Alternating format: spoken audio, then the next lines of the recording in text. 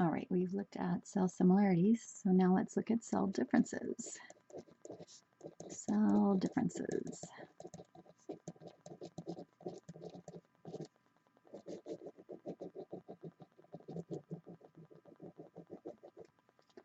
And we'll start again with our prokaryotic cell type. Prokaryotic cells versus eukaryotic cells.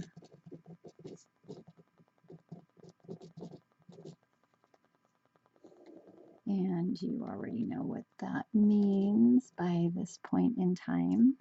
I'll just write down our example organisms, bacteria and archaea versus animal cells, plant cells, fungi, and protistans. All right, come back with that rod versus my circle. And one of the differences we'll see, especially when we're looking under the microscope, is going to be related to size. Whoa. So bacteria are typically very small, and eukaryotic cells will be larger. I would say, giving you a size range, 0.5 to, there are some that are quite large. However, I'd say most are along the lines of 0.5 to 2.0. And that would be in microns. When we get to eukaryotes, there are some 5-micron cells, but there are also some cells that are in the realm of 100 microns, so much larger. Number 2 would be their chromosomes or DNA. So there are a few differences, and these are really the large differences between these cell types.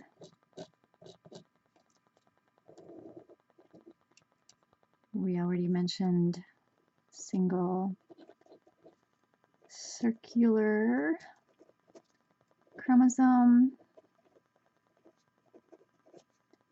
and no nucleus in bacterial cells versus the DNA in a eukaryotic cell. We have multiple linear chromosomes in a nucleus. Then we'll get to another difference, which is related to the DNA, and that would be their cell division mechanism.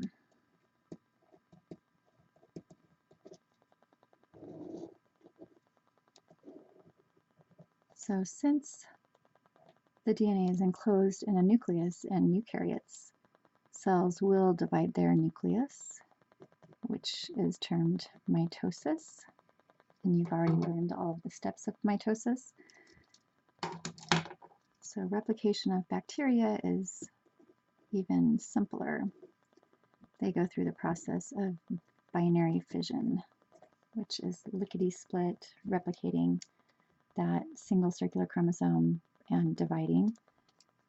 And typically that would be along that 20 to 60 minute generation versus much longer period of time to replicate a eukaryote, 20 hours.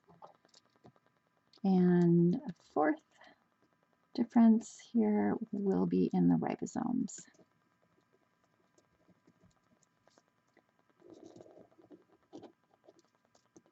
So the ribosomes are 70S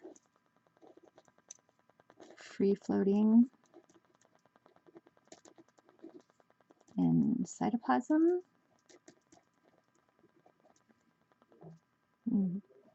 Ribosomes in eukaryotes can also be free-floating. However, they are always ADS in size, ADS ribosomes. And sometimes those ribosomes will be attached to a membranous structure that forms that network in the cell. Do a quick rough endoplasmic reticulum drawing.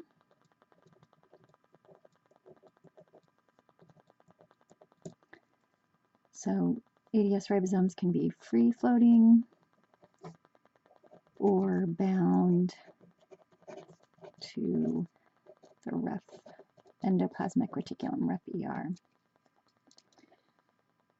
And a fifth difference between these cells will be the fact that eukaryotes do have membranous or membrane-bound organelles. The rough endoplasmic reticulum is one example. Another example would be something like this. Let's see if you can identify what this is. Hopefully you'll see rough ER, smooth ER, mitochondria,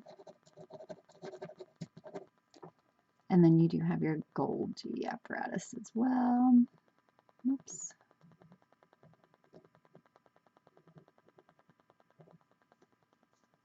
And in the case of prokaryotes, no membranous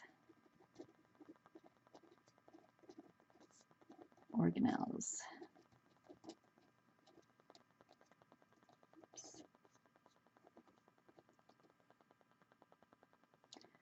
All right, so those will be your 5 major differences. Size, bacteria much smaller than eukaryotic cells, typically 10 to 100 times smaller. Second, DNA is in a different form, single circular chromosome in bacteria versus multiple linear chromosomes inside of a nucleus in our cells. That means they will divide differently. Bacteria use the mechanism of binary fission versus mitosis for eukaryotes. And ribosomes are slightly different, although they both produce proteins. The bacteria have 70S ribosomes, which is a slightly smaller type of ribosome compared to 80S ribosomes in eukaryotes.